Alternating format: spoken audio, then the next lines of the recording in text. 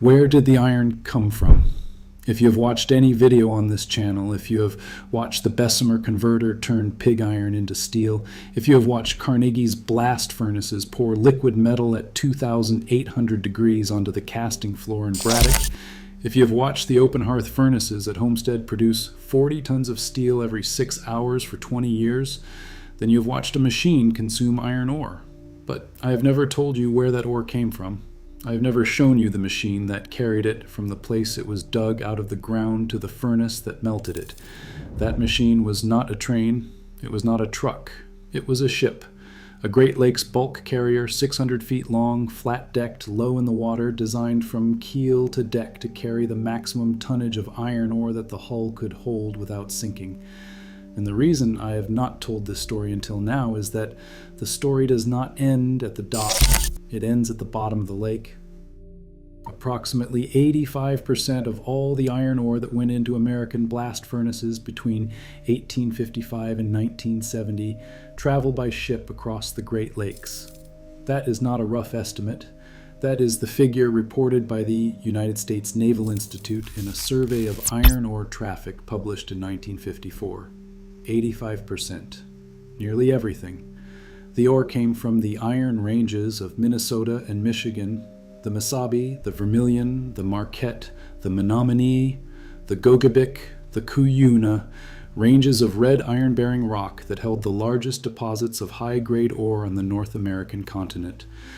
The ore was mined, loaded onto railroad cars, hauled to the loading docks at Duluth, Two Harbors, Superior, Ashland, Marquette, and Escanaba, and poured by gravity into the open holds of ore carriers that would then sail east through Lake Superior, through the Sault locks at Sault Ste. Marie, and down through Lake Huron and Lake Erie, to the furnace cities of Gary, Cleveland, Lorain, Ashtabula, Conneaut, and Buffalo, where the ore was unloaded and fed into the blast furnaces that fed the converters that fed the rolling mills that produced the steel that built the United States.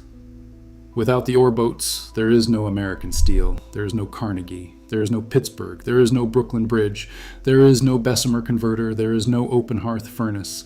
Every machine on this channel, every ladle, every press, every rail, every beam, every cable, every rivet, traces back to iron ore that traveled by ship across 700 miles of freshwater ocean in a vessel designed to carry as much of it as physics would allow. And approximately 6,000 of those vessels are now on the bottom of the lakes. The Great Lakes are not lakes in the way most people understand the word. They are inland seas. Lake Superior alone is 350 miles long, 160 miles wide, and over 1,300 feet deep in places. Its surface area exceeds 31,000 square miles. It contains 10% of all the fresh water on the surface of the earth. The water temperature in November, when the worst storms hit, drops below 40 degrees Fahrenheit. A man in the water at that temperature loses dexterity in his hands within 5 minutes. He loses the ability to swim within 15. He loses consciousness within 30 to 45 minutes. He is dead within an hour, and that is a generous estimate. The storms that cross the Great Lakes in late autumn are not thunderstorms. They are extratropical cyclones, continental weather systems that form when cold Arctic air collides with warm, moist air from the Gulf of Mexico over the flat terrain of the upper Midwest. The resulting low-pressure systems generate sustained winds of 50 to 70 miles per hour and wave heights of 25 to 35 feet. These are not ocean swells with long intervals between crests. These are short, steep, closely spaced freshwater waves that pound a vessel from every direction at once, hammering the hull in a rhythm that the steel was not always built to survive. The sailors called them the gales of November. The stretch of Lake Superior between Munising and Whitefish Point, where the lake funnels into a narrowing corridor before the Sault locks, is called the Graveyard of the Great Lakes. More than 200 wrecks have been recorded in that corridor alone. The ore boats that sailed through these storms were purpose-built machines, designed for one job and optimized for it to the exclusion of almost everything else. The classic Great Lakes bulk carrier, the Laker, was long, flat, and deep-drafted, with the pilot house at the bow, the engine room at the stern, and the cargo holds in between. The holds were open. They had to be, because the ore was loaded from above, poured through gravity-fed chutes on the loading docks, and it had to fill the holds evenly and completely to maximize the tonnage per trip. The ships carried minimal internal bulkheads, the structural walls that divide a cargo hold into watertight compartments. On an ocean freighter, bulkheads are mandatory because they limit flooding if the hull is breached. On a laker, bulkheads interfered with loading and unloading the ore, which was the entire purpose of the ship. The design choice was deliberate: maximum ore capacity, minimum structural subdivision. The ship was a floating box, optimized to carry weight, and the weight made the ship low in the water, and the low profile made the ship vulnerable in heavy seas. And the lack of bulkheads meant that when water entered the hull, it did not stay in one compartment. It spread. This is the machine this video is about. Not the Bessemer converter, not the blast furnace, not the rolling mill. The ship, the vessel that carried the raw material for every piece of steel that America produced. A 600-foot iron box with no internal walls, low in the water, carrying 20,000 tons of ore across 700 miles of freshwater ocean in November. The shipping season on the Great Lakes traditionally ran from April through December, roughly 8 months, constrained by ice formation at either end. But the critical month was November.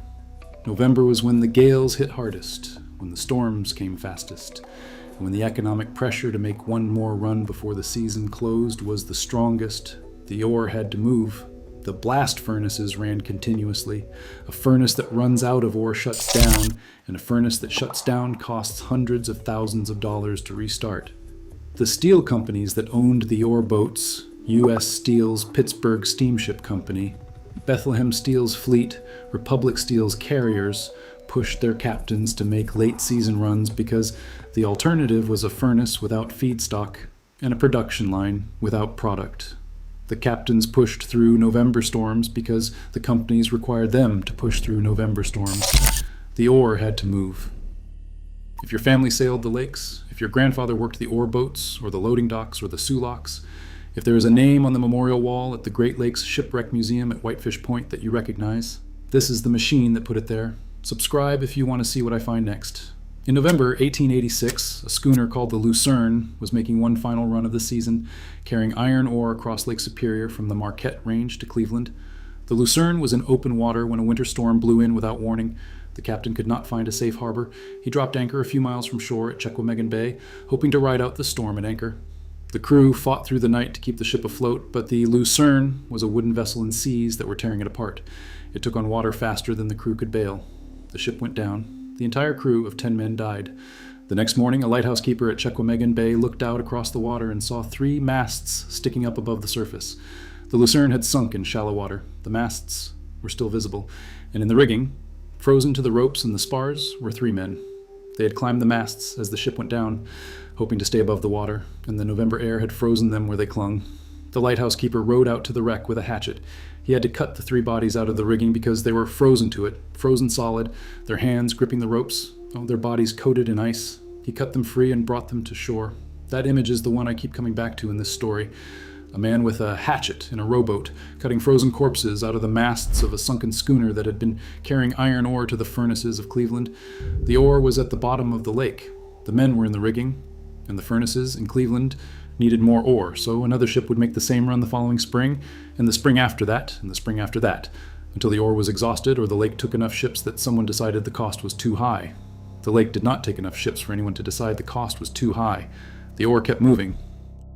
In October 1907, the SS Cyprus, a brand new steel ore carrier on its second voyage, was hauling iron ore from Superior, Wisconsin to Buffalo, New York. The Cyprus hit a storm on Lake Superior. The ship was only months old. It went down. The entire crew of 23 drowned. One man, a lookout named Charles Pitts, survived by clinging to a life raft for nearly 7 hours in the open lake before being rescued.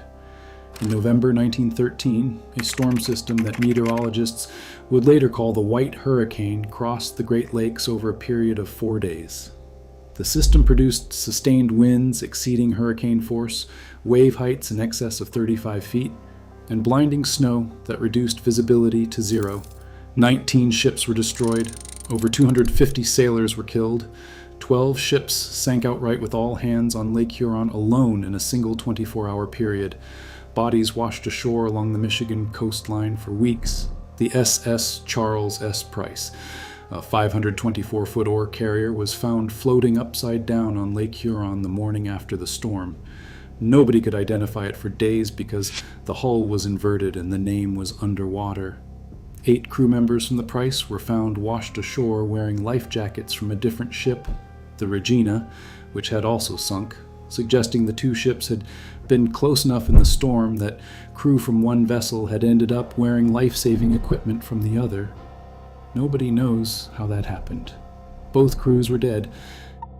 In November 1958, the SS Carl D. Bradley, 639 feet long, known as the Queen of the Lakes, was carrying limestone across Lake Michigan when it encountered a storm with winds of 65 miles per hour and waves of 30 feet. The Bradley broke apart and sank. 33 of the 35 crew members died. Investigators pointed to structural fatigue in the aging hull and poor choice of steel in the ship's construction as contributing factors. The ship was 27 years old and had been running hard for all of them. On the evening of November 28, 1966, the SS Daniel J. Morrell, a 603-foot iron ore carrier, left Bethlehem Steel's dock at Lackawanna, New York, heading north through Lake Huron toward Minnesota to pick up a load of iron ore. It was the last run of the season. The crew of 29 included a 26-year-old watchman named Dennis Hale, who finished his 4-hour shift at 8 in the evening and went to bed in his cabin. At approximately 2 a.m. on November 29th, in the middle of a storm with 65-mile-per-hour winds and 30-foot waves, the Morrell suffered a catastrophic brittle fracture of its hull amidships. The ship broke in half. The bow section plunged in less than 8 minutes before anyone could send an SOS. The stern section, still under power, its engines still running, its propellers still turning, its lights still blazing, continued to drive itself through the storm for over an hour after the ship had broken in 2. Historian William Radigan wrote that the severed stern continued churning up the lake like a great wounded beast with its head shot off. The stern swept past the sinking bow section and nearly ran over crewmen who were fighting for their lives in the water. Dennis Hale was asleep when the ship broke. He was flung from his cabin into the lake. He was wearing boxer shorts. He found a Kapok life jacket in the water and put it on. He found a navy peacoat floating nearby and pulled it over his shoulders. He fought his way through the waves to a life raft where 3 other crewmen had already climbed aboard. The 4 of them lay on the open raft in 30-foot seas, drenched by every breaking wave, frozen by wind that exceeded 60 miles per hour, in water and air temperatures that were well below the threshold for hypothermia. All 3 of Hale's companions died of exposure during the first 12 hours on the raft. He was alone with their bodies for the remaining 26 hours. The Coast Guard was not alerted until the following day, when other ships getting underway after the storm spotted flotsam and bodies floating in Morrell life jackets. A massive air and sea search was launched. Dennis Hale was found 38 hours after the ship broke in half, frozen to the life raft, barely conscious, wearing boxer shorts and a peacoat and a life jacket, less than half a mile from the Point O'Barks lighthouse on Michigan's Thumb. He was the only survivor. 28 men were dead. Hale spent the rest of his life telling the story. He wrote 2 books. He appeared on the Today Show. He became the curator of the Marine Museum in Ashtabula, Ohio, where he talked to visitors about what it was like to spend 38 hours on a raft in a November storm on Lake Huron. He said he wanted to keep the memory of the Morrell alive, and that he did not want it to die, at least as long as he was alive. Dennis Hale died of cancer on September 2nd, 2015. He was 75 years old. His widow Barb said he was an inspiration to many. Hale himself would say that his survival gives people a little hope in life. 9 years after the Morrell, on November 10th, 1975, the SS Edmund Fitzgerald, 729 feet long, the largest ship on the Great Lakes at the time of her launch, was hauling 26,116 long tons of taconite pellets across Lake Superior in a storm that produced winds of 70 miles per hour and waves estimated at 35 feet. The Fitzgerald sank suddenly without a distress call in the eastern portion of the lake near Whitefish Point. All 29 crew members were killed. No bodies were ever recovered. The ship lies in 530 feet of water. The Canadian singer-songwriter Gordon Lightfoot wrote a song about it the following year that became one of the most famous ballads in North American music. Everyone knows the Edmund Fitzgerald. Nobody knows the Lucerne. Nobody knows the Cypress. Nobody knows the Morel. Nobody knows the Carl D. Bradley or the Charles S. Price or the dozens of smaller vessels that went down carrying iron ore across the same lakes in the same November storms in the same decades, crewed by the same kinds of men, Irish and Scandinavian and German and Polish sailors who lived in port towns on Lake Superior and Lake Erie and Lake Michigan, who sailed from April to December every year, who understood the gales of November the way a coal miner understands a gas seam, and who went out anyway because the ore had to move and the furnaces could not stop, and the season was closing and the captain was pushing, and the company that owned the ship and the ore and the furnace at the other end of the route needed one more load before the ice shut the locks. The Soo locks at Sault Ste. Marie, Michigan, are the single most critical choke point in the American industrial supply chain. Every ore boat traveling from Lake Superior to the lower lakes must pass through the locks, which lift or lower the ships 21 feet between the water levels of Superior and Huron. The original lock was completed in 1855. The brig Columbia was the first vessel to carry Marquette range ore through it on August 17th of that year, hauling 132 tons to Cleveland. By the 1940s, over 80 million tons of iron ore per year were passing through the Soo locks during the 8-month shipping season. During World War II, the Army stationed anti-aircraft batteries and barrage balloons around them. A successful attack on the Soo locks would have cut the flow of ore to the blast furnaces that produced the steel that built the tanks, the ships, the aircraft, and the weapons that won the war. The entire American war effort ran through a single set of locks in Michigan's Upper Peninsula. The ore boats are still running. The Great Lakes Fleet still carries iron ore and taconite pellets from the Mesabi Range to the furnaces of the lower lakes. The ships are larger now. The 1,000-foot supercarriers that entered service in the 1970s can carry 60,000 tons in a single load. The navigation systems are modern. The weather forecasting is better. The gales of November still come. The lake does not care about the technology. The lake takes what the lake takes. The Great Lakes Shipwreck Museum at Whitefish Point, Michigan, displays the bell of the Edmund Fitzgerald, recovered from the wreck site in 1995 and placed in the museum as a memorial. Every November 10th, the museum holds a ceremony in which the bell is rung 29 times, once for each crew member of the Fitzgerald, and then a 30th time for all the other sailors who have been lost on the Great Lakes. That 30th bell rings for roughly 30,000 men, because that is the estimated total number of crew members who have died in Great Lakes shipwrecks since commercial navigation began. 30,000 men on fresh water, on lakes that most Americans think of as vacation destinations and fishing grounds, and places where cottages line the shore and children swim in July. The lakes are graveyards. They have been graveyards since the first ship carried the first load of ore through the Soo locks in 1855. And the industry that built America discovered that the cheapest way to move iron was to put it in a ship and sail it through weather that could kill the ship and the men inside it. The ore had to move. The furnaces could not stop.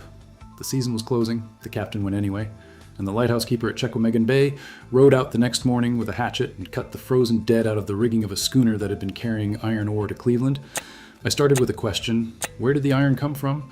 It came from the Mesabi Range and the Marquette Range and the Vermilion Range and the Gogabic and the Cuyuna and the Menominee. It came out of the ground in Minnesota and Michigan. It traveled by rail to the loading docks at Duluth and two harbors in Superior. It poured by gravity into the open holds of ships that were designed from keel to deck to carry as much ore as physics would allow. And those ships sailed 700 miles across freshwater oceans in November in 30-foot seas, in winds of 60 miles per hour, in storms that rival hurricanes, because the blast furnaces at the other end of the route could not stop, and the ore had to move, and the men who sailed the ships understood that the lake would take some of them, and went anyway, because that was the job. And the job was the same as every job on this channel. You went into the machine, you hoped the machine let you out, and sometimes it did not. America wasn't built in boardrooms. It was built in the dark, inside furnaces, under 40-ton weights. And sometimes on the deck of a 600-foot ore carrier in the middle of Lake Superior in November, the waves were 30 feet high, the wind was 65 miles an hour, the hull was cracking, and the captain was pushing for one more load before the ice closed the locks. The men below deck were hoping the ship held together long enough to reach the other side.